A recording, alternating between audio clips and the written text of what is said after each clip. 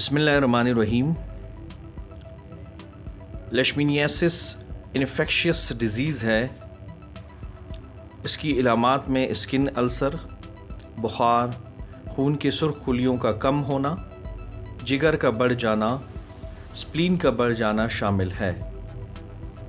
ये बीमारी sand flies के ज़रिए फैलती है। सैंड फ्लाइज़ की तकरीबन 20 ऐसी अक़साम हैं जो ये बीमारी फैलाती हैं।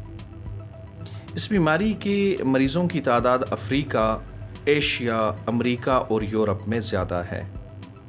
इस बीमारी में स्किन अल्सर्स, मुंह, नाक और जिस्म की बैरूनी जिल्द तो मुतासर होती ही है, साथ ही सुर्ख खुलिये, जिगर और स्प्लीन भी मुतासर होते हैं। दुनिया के 98 ममालिक के 12 मिलियन अफराद करंटली इस बीमारी से मुतासर हुए हैं और कुछ ममालिक में तो रोज़ाना हज़ारों अफराद इस बीमारी से मुतासर हो रहे हैं। मैं यहाँ पे आपके तवस्सुत से ये बताता चलूँ कि हर साल इस बीमारी की शिद्दत इख्तियार करने की वजह से पूरी दुनिया में 20 से 50 हज़ार अमवात होती हैं। ये बीमारी इंसानों के साथ साथ जानवरों को भी मुतासर करती है। इस बीमारी की इलामात में स्किन सोर्स बनते हैं और हफ्तों बल्कि महीनों तक ये ज़ख्म ठीक नहीं होते। कुटीनियस लेशमीनियासिस मोस्ट कॉमन है। इसमें जहाँ सैंड फ्लाई ने बाइट किया होता है, इस एरिया के इर्द गिर्द ओपन सोर्स ज़ख्म बन जाते हैं और ये ज़ख्म महीनों तक रहते हैं। म्यूकोकुटीनियस लेशमीनियासिस में स्किन के साथ साथ नाक और मुंह के मुख्तलिफ हिस्से मुतासर होते हैं। ठीक होने के बाद भी निशानात बाकी रह जाते हैं। विज़रल लेशमीनियासिस में, जिसे मकामी सतह पर काला आज़ार या ब्लैक फीवर भी कहा जाता है, और ये इसकी ख़तरनाक किस्म है। इसमें तेज़ बुखार होता है और स्प्लीन और जिगर बुरी तरह मुतासर होते हैं। अब आते हैं इस बीमारी के एहतियाती तदाबीर के हवाले से गुफ्तगू पर।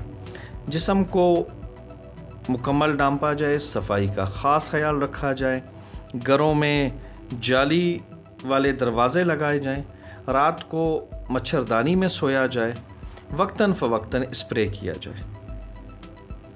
इस बीमारी की तशख़ीस के लिए डायरेक्ट और इनडायरेक्ट एविडेंसेस को देखा जाता है। डायरेक्ट एविडेंसेस में माइक्रोस्कोपी और कल्चर शामिल हैं और इनडायरेक्ट में detection of antigen, detection of antibody और ब्लड पिक्चर वगैरह शामिल हैं।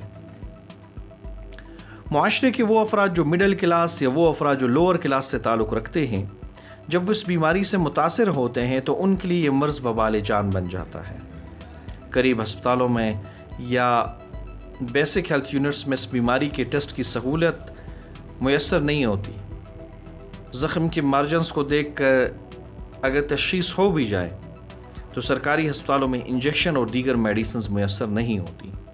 इंजेक्शन भी ज़्यादातर बाहर की कंपनियां बनाती हैं। अक्सर ये इंजेक्शन्स मार्केट से शार्ट होते हैं और ब्लैक में महंगे दामों फ़रोख्त होते हैं। मरीज़ों के पास इतने पैसे नहीं होते और बीमारी की कॉम्प्लिकेशन से वो वाकिफ़ नहीं होते। ऐसे में मरीज़ का नुकसान हो जाता है। एक बात यहाँ कहना चाहूँगा कि जब कोई बीमारी फैलती है तो उसकी रोकथाम और इलाज की ज़िम्मेदारी सिर्फ डॉक्टर की नहीं है, बल्कि मुआशरे के हर फ़र्द की है। बीमारी के हवाले से शऊर व आगाही के पैगाम को आम करें और एहतियाती तदाबीर पर ख़ुद भी अमल करें और दूसरों तक भी इस पैगाम को पहुँचाएँ। बहुत शुक्रिया।